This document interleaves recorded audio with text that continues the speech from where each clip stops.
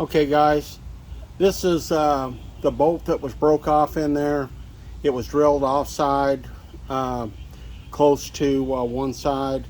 I went in there with a die grinder, and it's a hard bolt, so I used a ball nose carbide burr, ground it back, put it on center, went in there with a drill bit, and I drilled it. So without further ado, I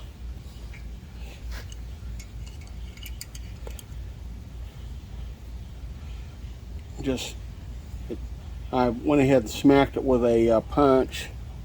Let's see if we can get to kind of loosen it. It's like it's got some sealer or Loctite on it. May just be rust. You can see we're coming out there. Whoa.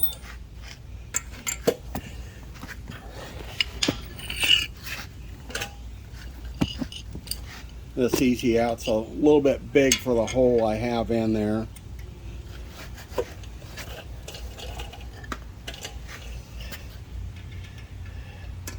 See if we can get another bite on it here.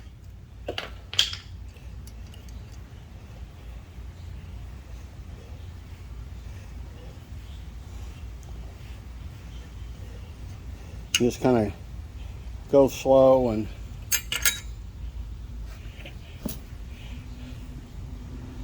you can see there we pretty well centered up. It was the outside of the hole that the person started putting in there was into the threads, but I was able to get it out, so the threads are still in there intact. We'll be able to run a tap in there, and it's, well, I just wanted to show you this. You can see whoever rebuilt this, they staked the dog fire out of them plugs. I don't even know why they did it, because on a Ford they have a plate that sets over them. The factory doesn't do it. I mean, I could see staking them a little bit, but that is really excessive. So that's going to have to be deburred, because if you drive your new plugs in, it will score the outside of the plug. Thanks for watching. Just a few tips and just some shop basic 101. Most of you guys probably already know how to do this, but if it helps, I wish I would have showed you how to recenter that broken bolt. But thanks for watching, fellas. Have a good day. Hey guys, back at the shop. I've got a 360 crank for Just Mopar Joe. We've got it cleaned up. We safety cleaned it, run it through the jet wash.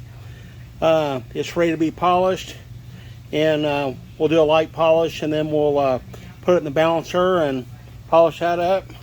Let's see what I got over here.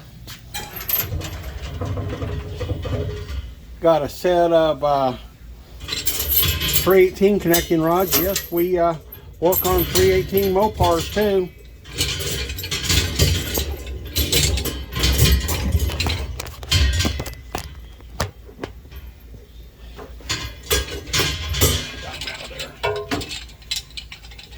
I safety clean these, and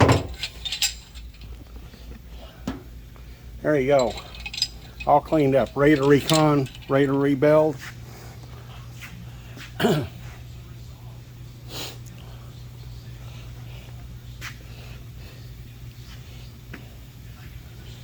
Find a place to set these down.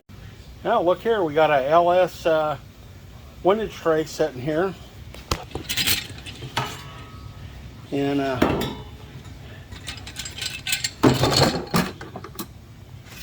set my rods down there. Never know what we'll find. Okay, I've got this Mopar Joe's 360 valves. I've got them all cleaned up. You guys remember when I put them in the tumbler? Got them all cleaned up, buffed up, and we're going to polish the valve stems over here. I'm not sure if y'all have seen this before. I always polish all my valve stems on the valves we clean up. Get rid of all the little micro scratches and things. Okay.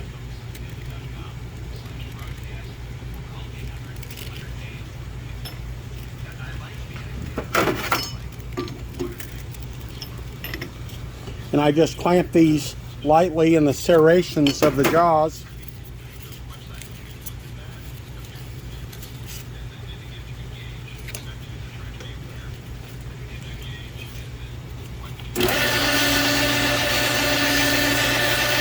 I hit that with a little coarser paper, then I'll hit it with some 320, some fine.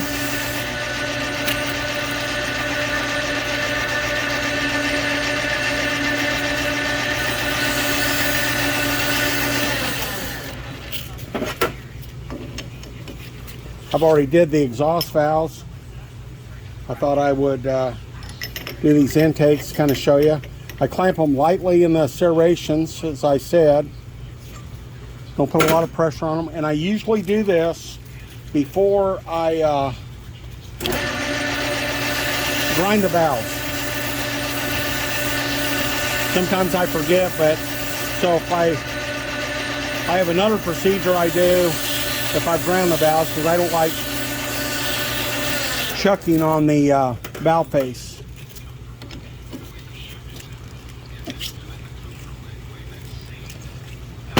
Take my chuck key out for safety. There you go. All the scratches, everything out of there. I'll do one more on the camera for you fellas.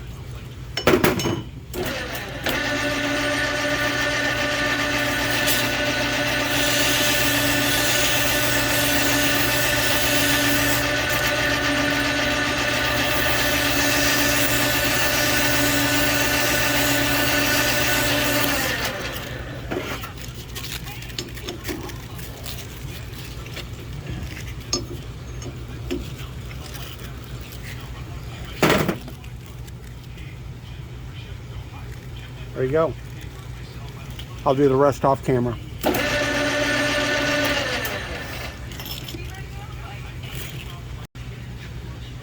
There you go. You can see that little step. I think I can see a little nick right down there. That's the purpose of polishing these out. I polish them out if they're 1/1000th or less taper in the guide. I go ahead and run it on a valve job, and if the customer wants to use used valves, and let's do this valve and we can kind of see how that wear is. You can't really feel it. I can feel just a little bit of it, but we're going to polish this up, and then if it's got any nicks or anything up by the keepers, we get rid of those.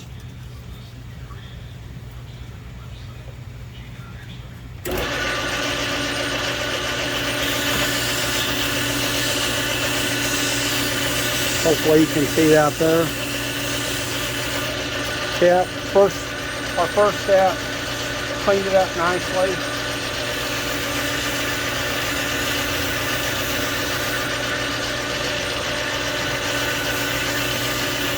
I started out with the wrong paper, but that's it.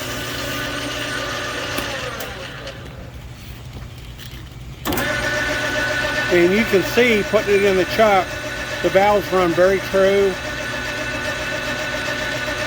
If I've got something that doesn't run true, then a lot of times that's first inclination that something's wrong with the head. Okay, I had two valves, had some hard carbon down in the center there. All the rest of them cleaned up great. I'm gonna go over to the bead blast cabinet and I'm gonna blow that out of there. I'll be back. Okay, there you go. Like it never even happened.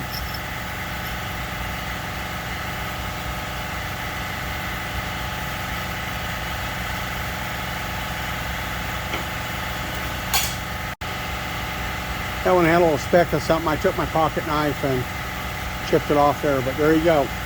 You want to get those hard deposits off because they'll heat up and cause detonation. Thank you. Okay, I don't know if I'm going to be able to do this very good, but we'll try. The first step of the operation, some of you watch the channel already know this. Some of you ground valves already know this. This is for the new guys.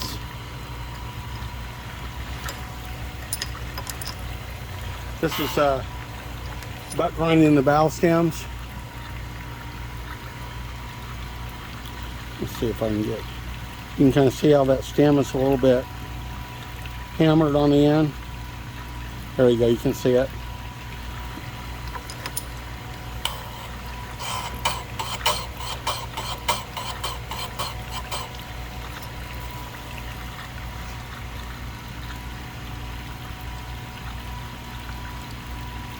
There we go. Some of you probably seen some old valve grinders out there and they don't have this feature. If you're using a Sioux valve grinder, the stems all have to be butt ground and chamfered with a chamfer fixture. I'll show you that here in a minute. And I know there's going to be some people out there that they probably know better than I do, but they're going to disagree with that. There are some valve grinders do not have to have this because they do not use this type of centering mechanism. But on a Sioux, unless you have a Sioux with an AccuChuck, a Lacey Williams AccuChuck or anything,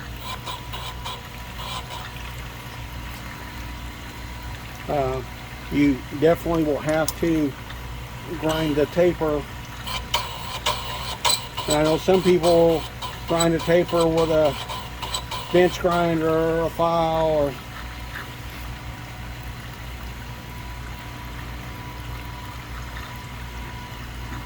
gosh, it's kind of hard to get this in. There you go.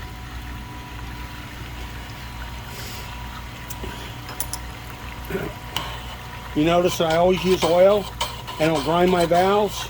Nothing would dry. Everything is flooded with oil. Whenever ground dry. Dry builds heat. It builds enough heat with the oil. But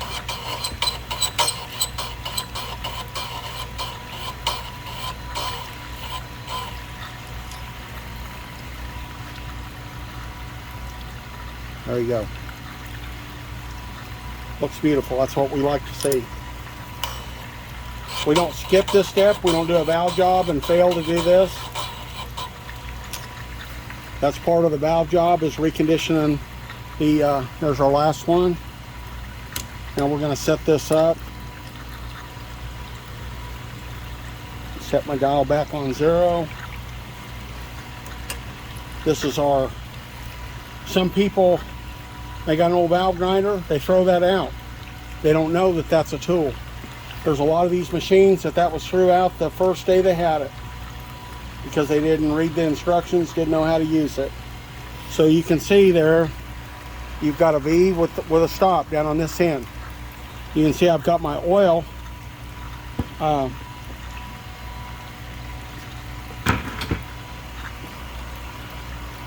running over the stop. I'm going to gently advance. I'm going to back this off. I'm going to advance my valve into the fixture. Now I'm going to gently come in to where I'm just starting to contact.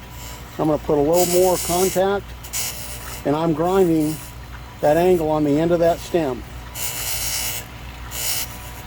Once I get this set, I should be set on for the rest of my valves. And you can see there, you don't want to grind too big of a chamfer. That's about as much as we want. These are 3/8, so you can have a little bigger chamfer. On 11/32, 5/16, 8 millimeter. You want to be careful because you don't want to grind too much, because that's the surface for your rocker arm to travel on. You can hear how some of them is a little uneven from the factory.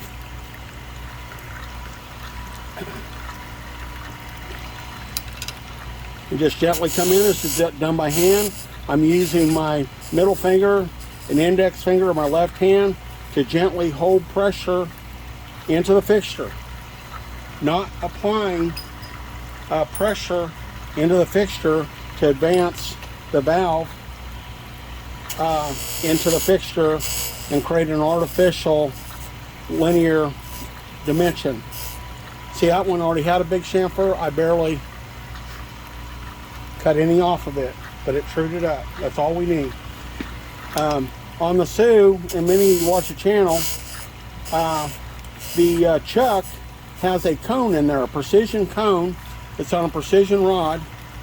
And now that this is a concentric chamfer, that cone, this valve will set in that cone, and then the 3 rollers will center the valve up in the chuck.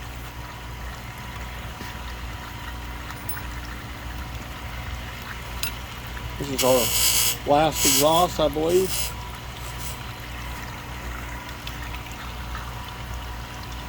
Check it, just make sure. I think I already did this one, but yeah, I already did that one. Okay. Okay, now we're going to do our intake valves.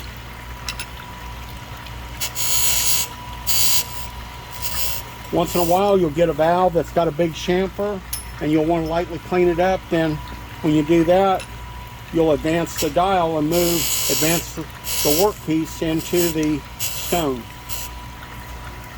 You can see, even though it's the intake, we're doing the same results. Another nice thing about this is when you're grinding valves and you're using your dial to see how much you're advancing, when your valve goes in there, it's gonna locate the valves all about the same. Now, that isn't to say that the valves can't vary in length, because they can. But, yep, that one there had hardly no chamfer. You can hear it around a little more.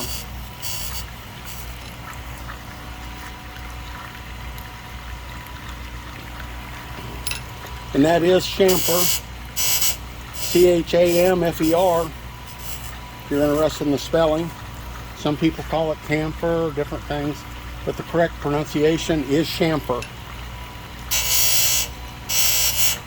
I suppose if you wanted to, you could call it out. I've never exactly measured it. It looks like it's about a 45 degree. You could call it a corner break. You can see some of them, they're grinding more because they had hardly no chamfer on there.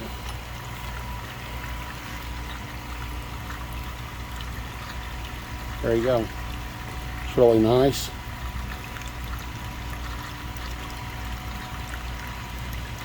And the whole process, I'm using that one I've already did.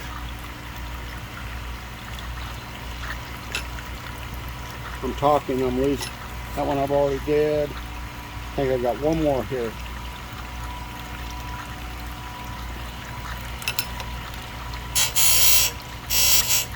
Last one.